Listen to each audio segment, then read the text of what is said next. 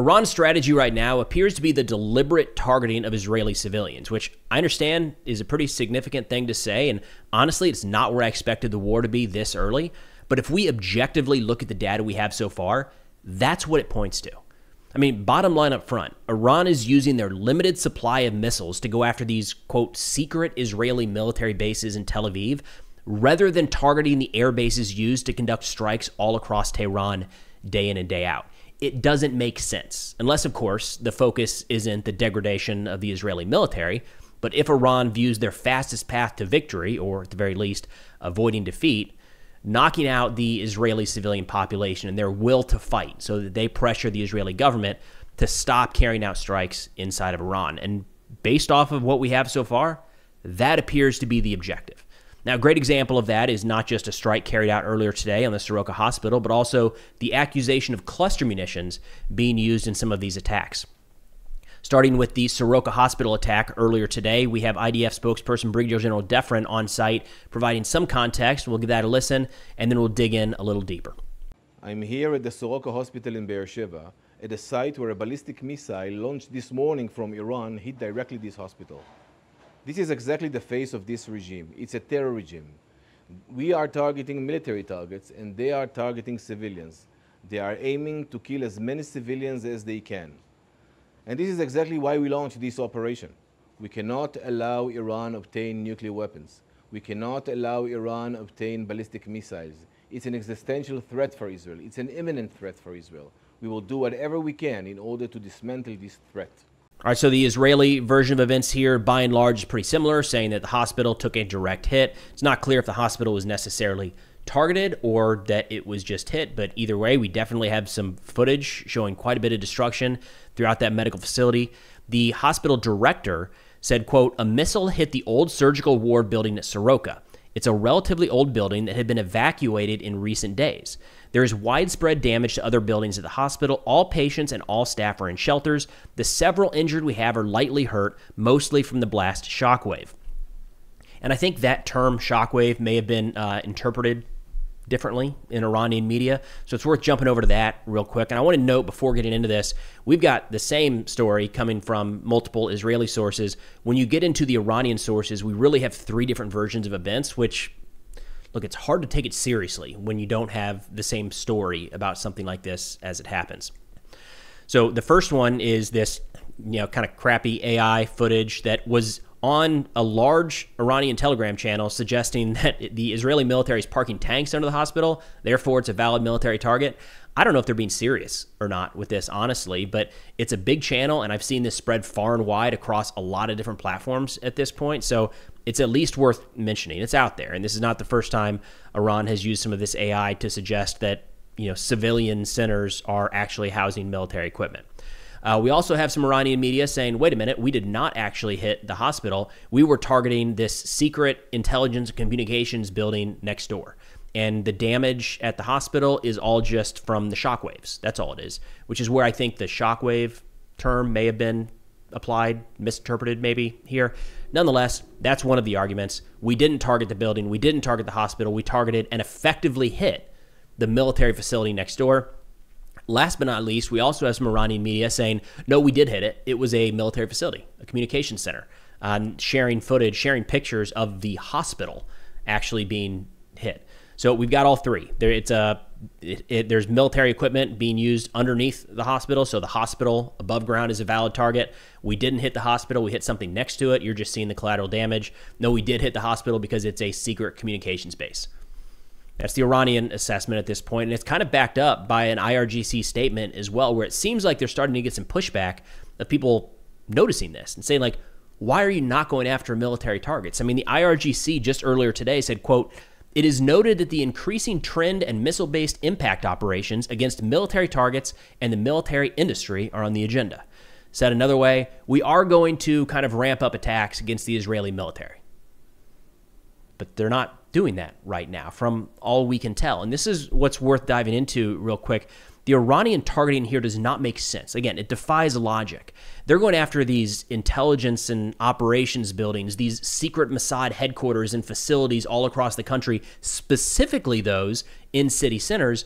but they're not going after the airfields. We haven't heard anything, even from Iran, just falsely claiming or without evidence that they have significantly damaged Israeli airfields.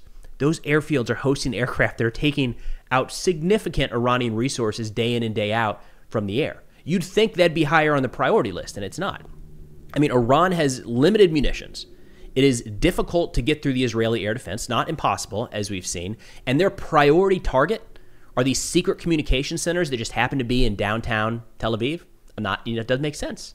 So imagine, as an example here, imagine a guy comes out, he's going to rob you, he points a gun at your head, and you decide to quickly lock him out of his online banking. Like, yeah, it's going to suck for him down the road, but in the meantime, you're probably going to get shot in the face. Like, maybe deal with that immediate threat right away, immediately. I mean, that's what we saw with the Israeli targeting. That actually makes military sense. As Israel was kicking off this operation, what did we see them going after? Right out the gate, air defense assets, so their planes could fly further into Iranian airspace. Then we saw them going after missile launchers, so those missiles could not be used in an immediate response against Israel.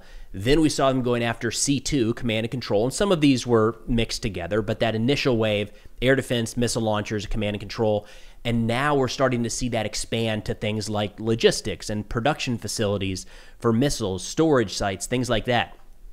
Iran has this exactly in the opposite direction.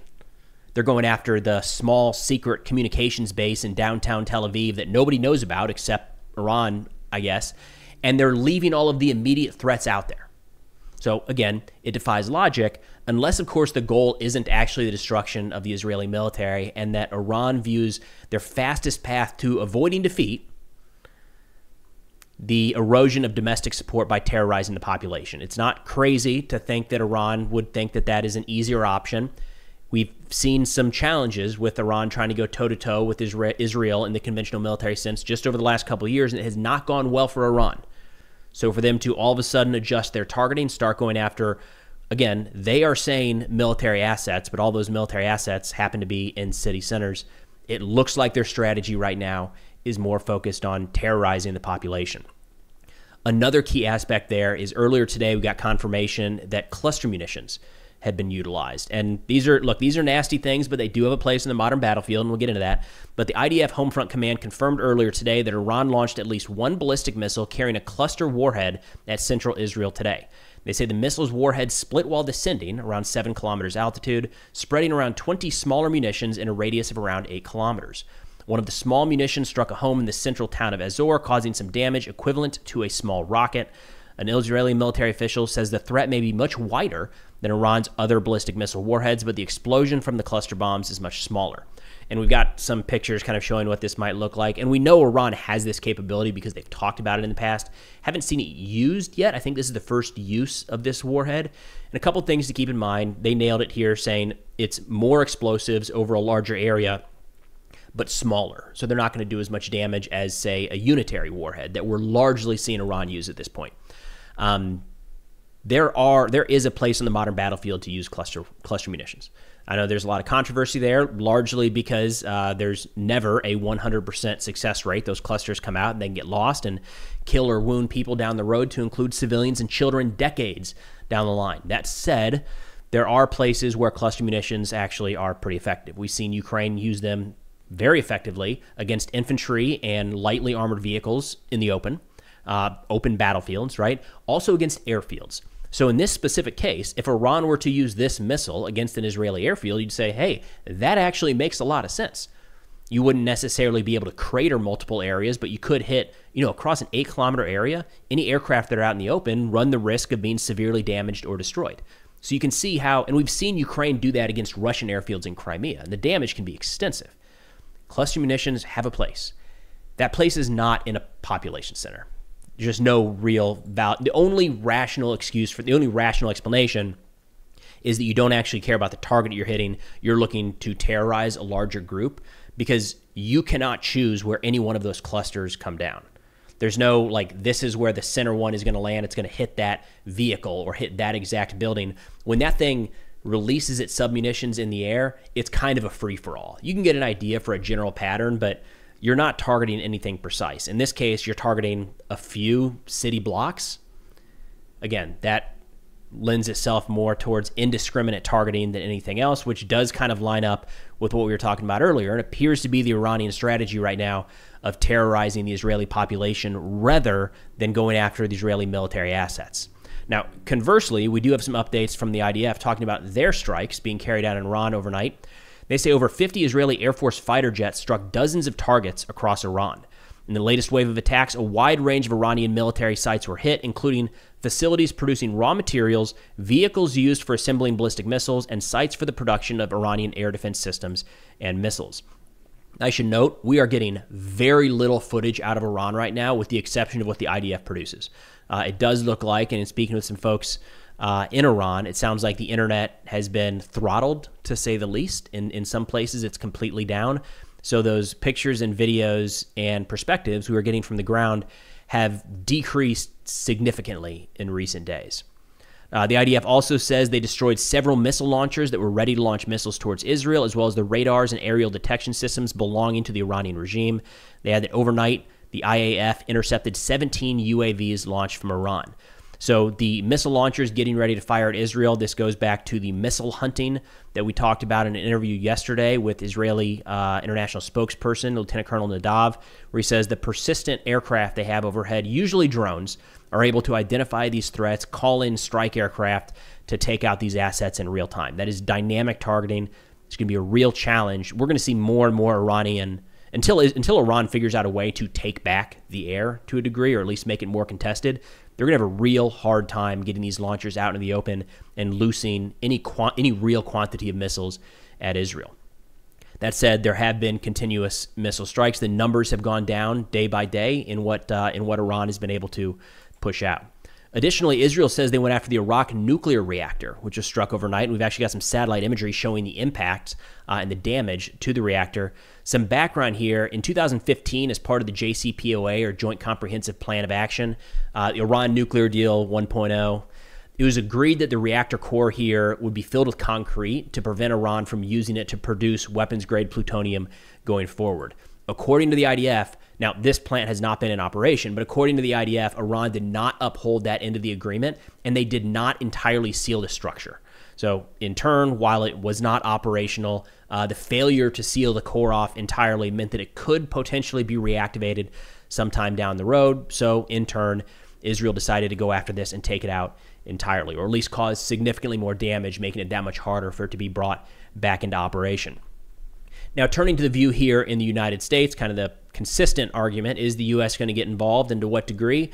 No real changes there. President Trump yesterday pushed back on the suggestion. There were some articles saying that Trump had made a decision and approved strike plans, but had not yet given the go-ahead. Or I think I had that backwards. He had approved the plans, but had not yet decided if we were going to go forward with it or not, which would not be a crazy series of events. Again, you would expect the U.S. military to have a series of plans drawn up for this, being presented to President Trump day in and day out. He very well could approve something today and then get ready for the strike to take place 3, 4, 5 days from now.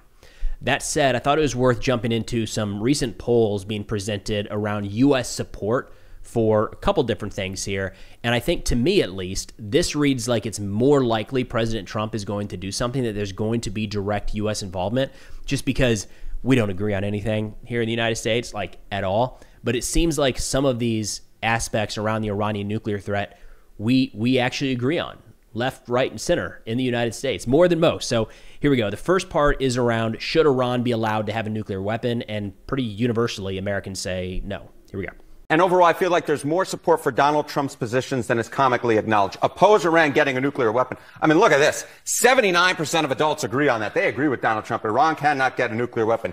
83% of Republicans, 79% of independents, 79% of Democrats. When you get 79% of Democrats and 83% of Republicans agreeing on anything, you know that that position is the very clear majority in this country. And so the American public is with Donald Trump. They definitely oppose Iran getting nuclear weapons. And I'm sure there's a phrase for this in polling where, like, if you ask a question a certain way, you get better answers. But then when you dig into the specifics, it almost changes it entirely. We see that a little bit. So given the option, yes or no, should Iran have a nuclear weapon? Americans say, no, got it. So what? What are you going to do? And that gets into the next question they ask here about, should the United States participate in any sort of military action here? And those answers are still relatively strong in the yes direction. Here we go. Right. If you buy Donald Trump's theory of the case, and I think that's important to note, this is polling from April. If Iran's trying to make a nuclear weapon, look at this. Overall, you get the slight plurality. I mean, it's within the margin of error, but the slight plurality of Americans actually favor U.S. airstrikes compared to 47% opposing it. Now, here's the other nugget I'll note, right? There's been a lot of talk online and on social media and in podcasts of a divide within the Republican ranks. But here on this question, if Iran's trying to make a nuclear weapon, look at that. 69% of Republicans, the clear vast majority of Republicans, favor U.S. airstrikes on Iran, on their nuclear facilities. So again, as of today, no clear indications that the United States is actually going to provide any direct military assistance to Israel, but we have forward staged a lot of those assets. There's a lot of talk, a lot of pressure really in both directions for President Trump to get involved or to stay out entirely. We're starting to see more protests across the United States. I think there was one in front of the White House just yesterday, probably still going on today. No war with Iran is the kind of the name of those protests right now, but it's a decision that still has yet to be made. But that's all we got for now. Thanks for watching, and I'll see y'all next time.